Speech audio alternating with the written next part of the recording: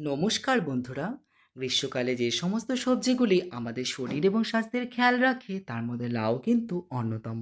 তাই আজকে আমি তোমাদের লাউ দিয়ে সুন্দর একটি রেসিপি তৈরি করে দেখাবো। তোমরা কিন্তু স্টেপ বাই স্টেপ ফলো করে এই রেসিপিটি বাড়িতে অনায়াসেই তৈরি করে নিতে পারো। তার জন্য প্রথমেই কড়াই গরম করে তার মধ্যে নিয়ে নিলাম পরিমাণ মতো সর্ষের তেল এবং ফোড়ন হিসাবে দিয়ে দিলাম একটি শুকনো লঙ্কা, একটি তেজপাতা এবং সামান্য পরিমাণ কালো জিরে। তারপর আগে থেকে কেটে রাখা লাউটি সেখানে অ্যাড করে তার মধ্যে দিয়ে দিলাম একে একে স্বাদ মতো নুন, হলুদ গুঁড়ো এবং দুটো কাঁচা লঙ্কা এবং ততক্ষণ পর্যন্ত নাড়াচাড়া করলাম যতক্ষণ সেখান থেকে জল না বেরিয়ে আসে। তারপর কাঁচের লিড দিয়ে 10 মিনিটের জন্য ঢেকে রেস্টে রেখে দিলাম।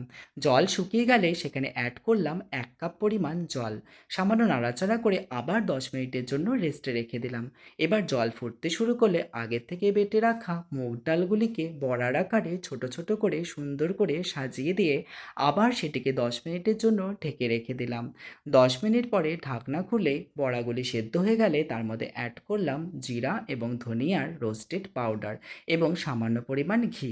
তারপর সামান্য নাড়াচাড়া করে একটু ঢাকা দিয়ে 2 মিনিট কুক করে নিলেই তৈরি হয়ে গেল আজকে লাউয়ের জল বড়া। রেসিপিটি কেমন হলো অবশ্যই কিন্তু আমার কমেন্ট সেকশানে জানিও এবং আমার পাশে থেকো।